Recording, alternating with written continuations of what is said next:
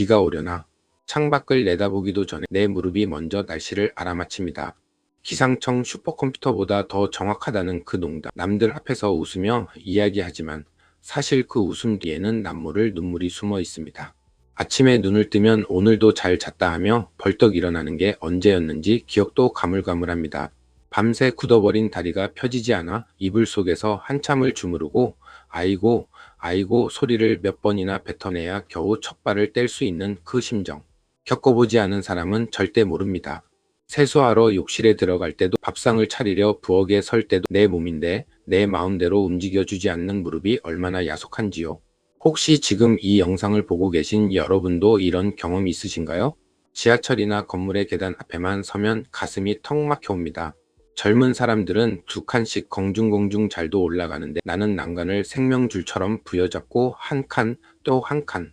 뒤에서 누가 기다리기라도 하면 눈치가 보여서 식은땀이 흐릅니다. 봄에는 꽃놀이 가자, 가을에는 단풍놀이 가자 친구들이 불러도 나는 다리가 아파서 못 가, 잘들 다녀와 하고 전화를 끊고는 텅 빈 방에 앉아 파스만 붙였던 날들이 얼마나 많으셨습니까? 더 서러운 건 이 아픔이 단순히 몸의 고통으로만 끝나지 않는다는 겁니다. 내가 자식들에게 짐이 되면 어떡하나? 이 생각이 들 때마다 가슴이 미어집니다. 아파도 자식들이 걱정할까봐 괜찮다. 별거 아니라 거짓말을 하고 병원에 가보라는 말에도 돈 걱정 때문에 손사래를 칩니다. 큰맘 먹고 병원에 가봐도 그렇습니다. 차가운 진료실에서 의사 선생님은 엑스레이 사진 한 장 딱 띄워놓고 무심하게 말하죠. 연골이 다 닳았네요. 뼈끼리 부딪히고 있어요. 수술하셔야 합니다. 그 수술이라는 두 글자를 듣는 순간 심장이 덜컥 내려앉고 눈앞이 캄캄해지셨을 겁니다. 수술하다 잘못돼서 아예 못 걷게 되면 어쩌지? 수천만 원 든다는데 그 돈은 어떡하고? 재활이 죽기보다 힘들다던데 내가 견딜 수 있을까? 오만 가지 걱정으로 며칠 밤을 꼬박 새우셨을 우리 어머니, 아버님들의 마음을 저는 너무나 잘 압니다. 그래서 오늘 이 영상을 준비했습니다. 누구는 무조건 수술해야 한다고 하고 누구는 절대 하지 말라고 합니다. 도대체 누구 말을 믿어야 할지 몰라 답답하셨죠? 오늘 저와 함께 딱 30분만 이야기 나눠보시죠. 의사 선생님이 바빠서 미처 다 설명해 주지 못했던 속 깊은 이야기, 그리고 수술이라는 큰 결정을 내리기 전에 내 스스로 꼭 체크해 봐야 할 7가지 진실을 낱낱이 파헤쳐 드리겠습니다. 여러분의 무릎은 지난 수십 년간 가족을 위해 그리고 치열한 삶을 위해 묵묵히 버텨준 훈장과도 같습니다. 이제는 우리가 그 고마운 무릎을 지켜줄 차례입니다. 불안한 마음은 잠시 내려놓으시고 편안하게 제 이야기에 귀 기울여 주세요.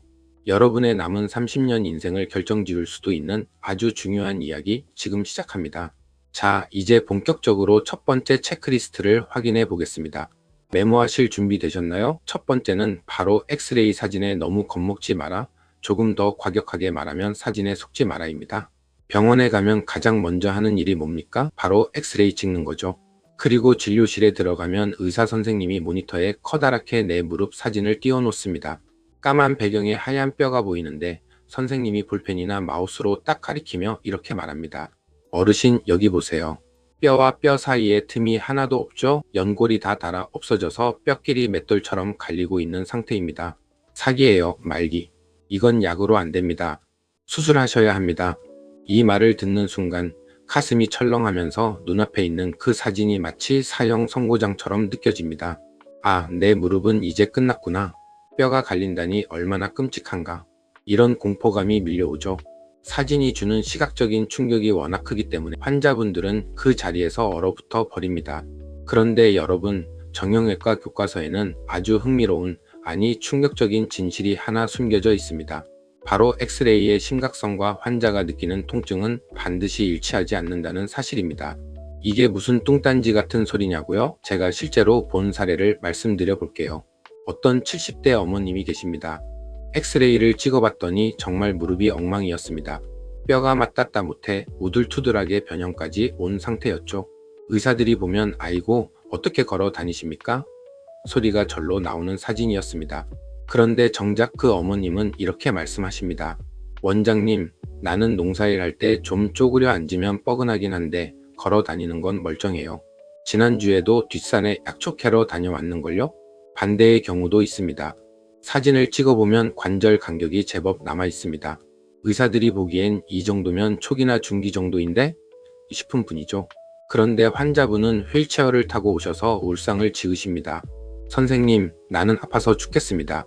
밤에 이불만 스쳐도 자지러지게 아프고 화장실 가는 것도 무서워서 물도 안 마십니다. 여러분, 이게 무엇을 의미할까요? 수술을 결정하는 기준은 의사 모니터 속에 있는 하얀 뼈 사진이 아니라는 겁니다. 수술의 진짜 기준은 바로 내가 느끼는 통증과 내 삶의 질입니다. 아무리 사진이 험악하게 나와도 내가 시장 보러 다니는데 문제없고 친구들 만나서 밥 먹으러 가는데 지장 없고 밤에 잠 잘 잔다면 그건 수술할 단계가 아닙니다. 우리 몸은 참 신비로워서 연골이 없어도 주변의 허벅지 근육이 튼튼하게 잡아주고 무릎 안에 염증 관리만 잘 되면 통증 없이 지낼 수 있는 적응력을 가지고 있습니다. 뼈가 닿는다는 그 사실 자체보다 그래서 아프냐 안 아프냐가 훨씬 중요한 것이죠. 그러니 병원에서 사진을 보고 덜컥 겁을 먹어서 혹은 의사 선생님이 심각한 표정을 지었다고 해서 쫓기듯이 수술 날짜를 잡지 마세요. 그건 순서가 틀렸습니다. 지금 조용히 자신의 무릎에게 물어보세요. 의사의 눈이 아니라 내 몸의 소리를 들으셔야 합니다.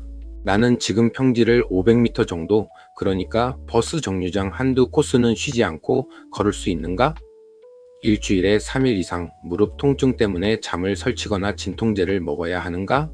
통증 때문에 내가 좋아하는 취미 생활이나 외출을 포기하고 집에만 갇혀 있는가?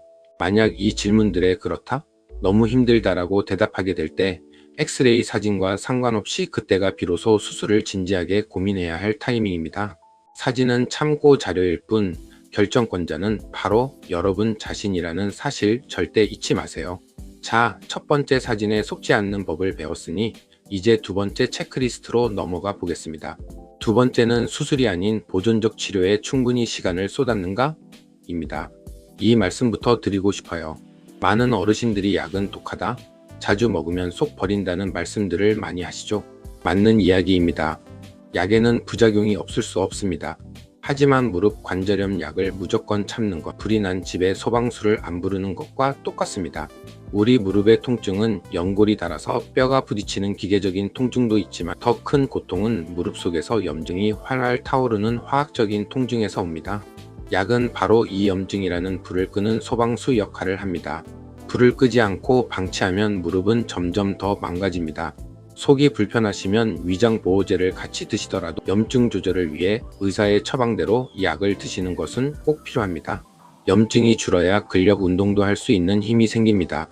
그리고 주사치료도 오해를 푸셔야 합니다. 주사도 종류가 두 가지죠. 하나는 흔히 뼈주사라고 불리는 스테로이드 주사입니다. 이건 염증을 아주 강력하게 잡아주는 응급 소방대원입니다. 1년에 한두 번 통증이 너무 심해서 일상생활이 불가능할 때 딱 필요한 만큼만 맞으면 오히려 수술 시기를 늦추는데 큰 도움이 됩니다. 물론 자주 맞으면 연골이나 힘줄이 약해지니 남용은 절대 안 됩니다. 또 하나는 연골 주사라고 부르는 히알루론산 주사입니다.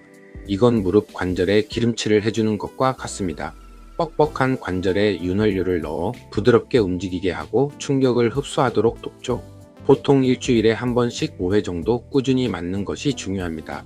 수술을 고민하기 전에 최소한 3개월에서 6개월은 이 보존적 치료를 쉬지 않고 꾸준히 해보셔야 합니다. 이것이 수술을 피할 수 있는 첫 번째 관문입니다. 이제 세 번째 체크리스트, 체중이라는 무거운 비밀을 이야기해 보겠습니다. 제가 앞서 가장 듣기 싫은 이야기일 수도 있다고 했지만 가장 확실한 치료법이기도 합니다. 다시 한번 상기시켜 드리려. 우리가 평지를 걸을 때 무릎은 내 체중의 3배를 견뎌냅니다. 계단을 오르내릴 때는 5배가 넘는 하중이 실립니다. 만약 여러분이 5kg의 살을 찌운 채로 걷는다면 무릎은 15kg짜리 쌀 한 가마니를 더 짊어지고 다니는 것과 똑같습니다. 반대로 딱 3kg만 감량해도 무릎은 약 10kg의 하중을 덜어내는 겁니다. 이 정도면 기적 같은 치료 효과 아닌가요? 어르신들은 먹는 것까지 줄이면서 어떻게 사냐고 하시지만 체중 감량은 이제 선택이 아니라 무릎 건강을 위한 의무입니다. 밥을 굶으라는 것이 아닙니다. 밥 2숟가락만 덜어내시고 특히 달달한 커피나 빵, 과자 같은 군것질만 끊으셔도 한 달 안에 12kg은 충분히 빠집니다. 수술 비용이 최소 수백만 원에서 1000만 원대까지 하죠. 체중 5kg를 감량하는 것은 이 수백만 원의 수술비를 벌고 인공관절 수술 시기를 늦추는 가장 확실하고 안전한 투자입니다. 자, 지금 한번 생각해 보세요. 내가 최근 한 달 동안 내 무릎을 위해 이 수술을 피하기 위해 식사량을 조절하거나 간식과의 전쟁을 선포해 본 적이 있으신가요? 혹시 시도조차 못하셨다면 오늘부터 이 영상이 끝난 후 당장 간식 서랍을 정리하시고 딱 2숟가락만 덜어내는 것부터 시작해 보시길 바랍니다. 무릎이 눈에 띄게 가벼워지는 것을 느끼실 겁니다. 수술을 결정하기 전에 이 2번째와 3번째 체크리스트를 반드시 완벽하게 수행하셨는지 스스로에게 다시 한번 물어보셔야 합니다. 자, 약도 써봤고 주사도 맞아봤고 체중 감량까지 독하게 해봤는데도 통증이 너무 심해서 이제 더 이상 버틸 수 없을 때 우리는 비로소 4번째 체크리스트 수술의 적절한 타이밍을 고민하게 됩니다. 이 타이밍을 잡는 것이 수술 자체만큼이나 중요합니다. 너무 빨라도 손해고 너무 늦어도 위험한 것이 바로 인공관절 수술입니다. 수술은 말 그대로 되돌릴 수 없는 강을 건너는 것과 같기 때문에 신중에 신중을 기해야 합니다. 먼저 너무 빨리 수술하면 왜 안 될까요? 그 이유는 바로 인공관절에도 수명이 있기 때문입니다. 요즘 기술이 아무리 좋아졌다고 해도 금속과 특수 플라스틱으로 만들어진 인공관절은 우리가 걷고 뛰는 과정에서 마모될 수밖에 없습니다. 대략 15년에서 20년 정도의 수명을 본다고 합니다. 만약 여러분이 60세 초반의 나이에 수술을 했다고 가정해 봅시다. 인공관절이 닳아버리는 15년 뒤, 즉 75세쯤 되면 결국 또다시 수술을 해야 할 확률이 높아집니다. 이것을 재수술이라고 하는데요. 재수술은 첫 수술보다 훨씬 복잡하고 출혈 위험도 크며 결과도 첫 수술만큼 좋지 않을 때가 많습니다. 더구나 그때는 이미 70대 후반, 80대의 고령이라 체력적으로도 엄청난 부담이 됩니다. 그래서 의사 선생님들이 특별한 경우가 아니라면 가능한 60대 후반 혹은 70세 이후까지 버텨보라고 권유하는 것입니다. 내 무릎의 수명을 최대한 아껴 써서 인공관절의 수명이 닿을 때쯤 내 인생의 수명도 함께 닿을 수 있도록 전략을 짜는 것이 현명합니다. 그렇다면 반대로 너무 늦으면 왜 위험할까요? 이것이 바로 무릎의 도미노 현상 때문입니다. 관절염이 심해지면 무릎이 안쪽으로 휘어지는 오자다리 변형이 심해집니다. 통증을 피하기 위해 걷는 자세가 무너지면서 무릎뿐만 아니라 발목, 고관절, 심지어 허리까지도 틀어지기 시작합니다. 오자다리가 심해지면 서 있는 것 자체가 고통이고 걸음걸이가 뒤뚱거리면서 낙상 위험도 극도로 높아집니다. 관절 변형이 너무 심해져서 다리 전체가 휘어버리면 나중에 수술을 하더라도 인공관절을 제자리에 맞추기가 훨씬 어렵고 수술 후 회복도 더 오래 걸립니다. 다리가 휘는 정도가 심해서 더 이상 허리나 다른 관절에 무리를 줄 수 없을 때, 즉 구조적인 붕괴가 시작될 때가 바로 수술이 불가피한 마지노선입니다. 가장 좋은 의사는 당장 합시다라고 말하는 의사가 아니라 인공관절의 수명시계를 염두에 두고 지금 조금 더 버티면 5년 뒤에 수술하는 것이 더 유리합니다 라고 조언해주는 의사라는 것을 명심하시길 바랍니다. 4번째까지 고민해서 드디어 수술 날짜를 잡으셨다고 가정해 보겠습니다. 그럼 이제 무릎 고민은 끝난 걸까요? 죄송하지만 딱 잘라 말씀드립니다. 수술은 끝이 아니라 무릎의 새 삶을 위한 지독한 훈련의 시작일 뿐입니다. 이것이 바로 5번째 체크리스트, 재활이라는 거대한 산을 넘을 준비가 되었는가? 입니다. 많은 분들이 인공관절 수술만 하면 눈 뜨자마자 날아다니겠지 하고 막연하게 기대하십니다. 하지만 현실은 냉혹합니다. 수술 자체는 의사 선생님이 맡아서 잘 해주시지만 그 새 관절을 내 무릎으로 만들어내는 과정은 환자 본인의 피와 땀 그리고 고통을 요구합니다. 수술 후 며칠간은 통증이 상당합니다. 진통제를 맞더라도 욱신거리는 통증은 피할 수 없죠. 그런데도 의사 선생님들은 수술 다음 날부터 혹은 그 다음 날부터 침대에서 무릎 꺾기 운동을 시작하라고 독려합니다. 상처가 채 아물지도 않았는데 기계 CPM의 도움을 받든 물리치료사의 도움을 받든 무릎을 굽히고 펴야 합니다. 이때의 통증이 정말 지옥 같다고들 하십니다. 이럴 거면 수술 왜 했나 후회하고 눈물을 쏙 빼는 분들도 많습니다. 하지만 이 고통스러운 3개월을 이겨내지 못하면 관절이 굳어버려서 무릎이 제대로 굽혀지지 않는 뻗정다리가 될 수 있습니다. 결국 수술은 성공적으로 끝났는데 정작 걷거나 앉을 때 불편함이 남는 최악의 상황을 맞이할 수도 있습니다. 여러분, 지금 한번 스스로에게 질문해 보세요. 나는 수술 후 3개월 동안 통증 때문에 포기하지 않고 매일매일 재활센터에 가거나 집에서 숙제처럼 훈련을 해낼 독한 마음이 준비되어 있는가? 그리고 옆에서 조금만 더 힘내세요 라고 용기를 주고, 아픈 다리를 주물러줄 가족이나 간병인의 지원이 확실하게 준비되어 있는가? 이 재활의 고통을 이겨낼 각오와 지원 시스템이 갖춰지지 않았다면 당장의 통증을 피하기 위해 섣불리 수술대 위에 오르는 것은 피하셔야 합니다. 수술은 시작일 뿐, 재활이야말로 여러분의 남은 인생을 결정짓는 가장 중요한 체크리스트입니다. 5번째까지의 관문을 통과하고 이제 드디어 수술을 결심했습니다. 그렇다면 6번째 체크리스트는 바로 내 무릎을 맡길 명의와 병원을 현명하게 선택하는 법입니다.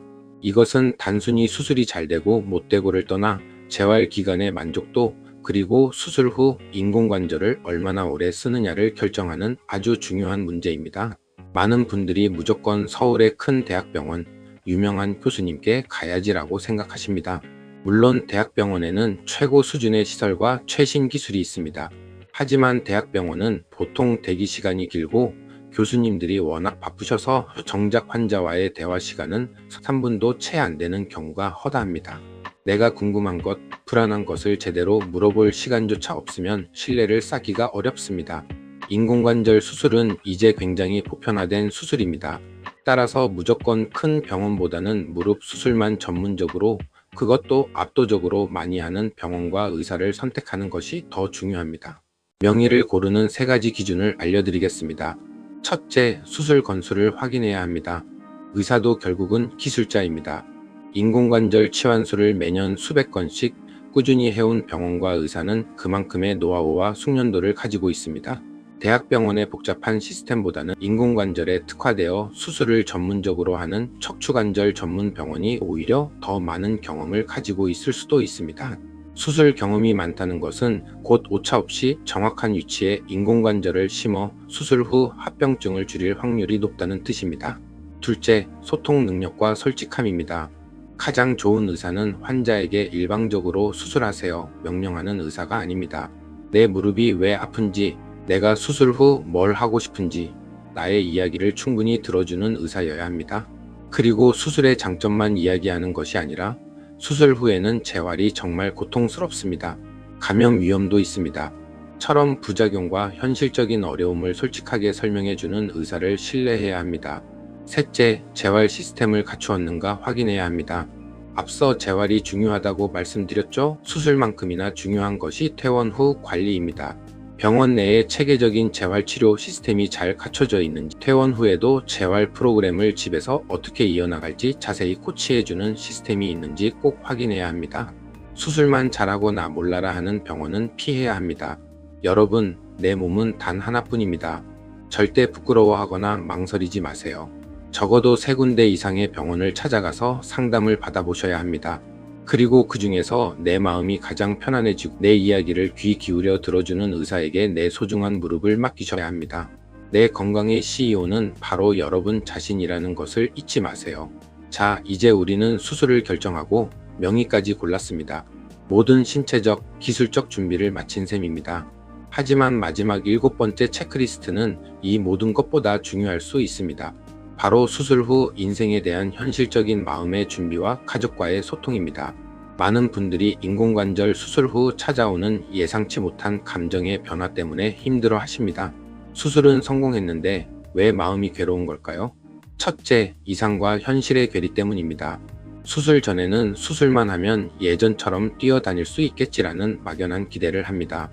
하지만 현실은 다릅니다. 인공관절은 어디까지나 기계적인 대체품입니다.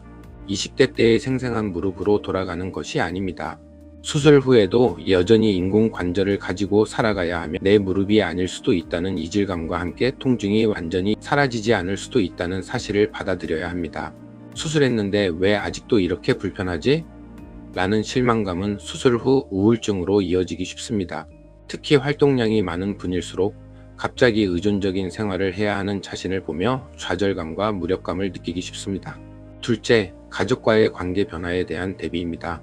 수술 직후 몇 주간은 혼자 힘으로 씻거나 옷을 입기 힘들어 가족의 도움이 절대적으로 필요합니다. 평생 가족들을 위해 헌신했던 분들이 내가 짐이 되었구나라는 서러움을 느끼기 쉽고, 돌봐야 하는 가족들도 몸이 지치면 감정적으로 예민해지기 쉽습니다. 수술 전에 자녀분들과 솔직하게 이야기하셔야 합니다. 엄마 아빠가 수술 후 3개월은 거의 누워 지내야 해. 그때 잠깐만 도와줄 수 있겠니? 그때가 지나면 다시 혼자 밥 먹고 걸어 다닐 수 있을 거야. 이렇게 솔직하게 도움을 요청하고 기간을 명시하면 가족들도 지치지 않고 서로에게 감사하는 마음을 가질 수 있습니다. 수술은 가족 모두의 프로젝트라는 마음가짐이 중요합니다. 여러분, 수술 후에는 내 무릎이 최고가 되는 것을 목표로 하지 마세요. 대신 어제보다 나은 오늘을 목표로 하세요. 어제는 화장실 가는 것도 힘들었지만 오늘은 거실 한 바퀴를 돌았다면 그것만으로도 기적입니다. 마지막으로 스스로에게 따뜻한 격려 한마디를 해주시길 바랍니다. 수술대 위에 오르는 것은 엄청난 용기가 필요한 일입니다. 그 용기를 칭찬하고 이제부터의 재활 과정을 내 몸에게 주는 두 번째 기회라고 긍정적으로 생각해야 합니다. 수술을 통해 통증에서 해방되어 손주들 손잡고 놀이터에 가고 봄날 편안하게 걷기 위해 이 모든 고생을 한다는 확실한 동기부여. 이것이야말로 인공관절 수술의 성공을 보장하는 가장 강력한 힘이 될 것입니다. 마음의 준비가 단단해졌을 때 그때 수술은 비로소 성공으로 가는 길을 열어줄 것입니다. 자, 긴 시간 동안 무릎 인공관절 수술을 고민하는 여러분을 위해 수술 전 반드시 스스로 점검해야 할 7가지 핵심 체크리스트를 상세하게 살펴보았습니다. 복잡하게 들리셨을 수도 있지만 사실 핵심은 간단합니다. 첫째, 사진보다 내 통증을 믿으세요. 엑스레이에 너무 겁먹지 마세요. 내 삶을 방해하는 통증이 없다면 수술은 잠시 미뤄도 괜찮습니다. 둘째, 최선을 다해 보존적 치료와 체중 감량을 시도했는지 스스로에게 물어보세요. 내 살 1kg를 빼는 것이 수술비 수백만 원을 아끼는 가장 확실한 투자입니다.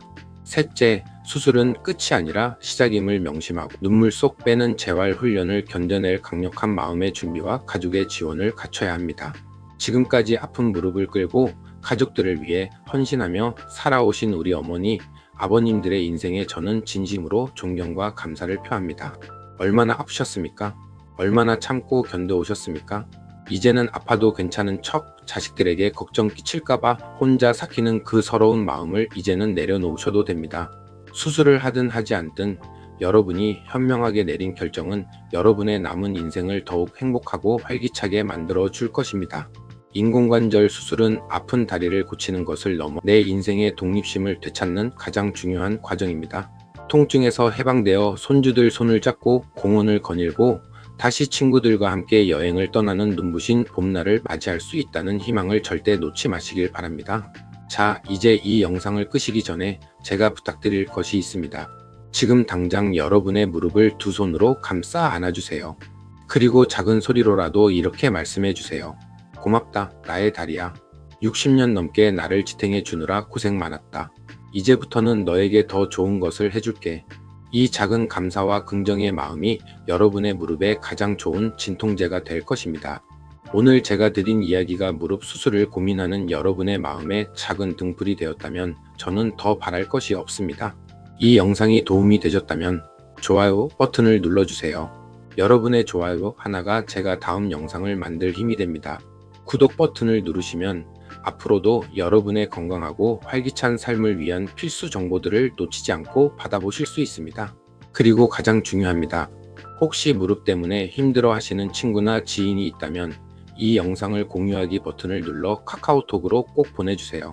이 작은 공유가 그분의 인생을 바꿀 수도 있습니다. 여러분이 두 다리로 꼿꼿하게 서서 세상 누구보다 당당하게 걸으실 수 있도록 저는 언제나 응원하고 기도하겠습니다. 저는 다음 시간에 더 튼튼하고 건강한 이야기로 다시 찾아뵙겠습니다.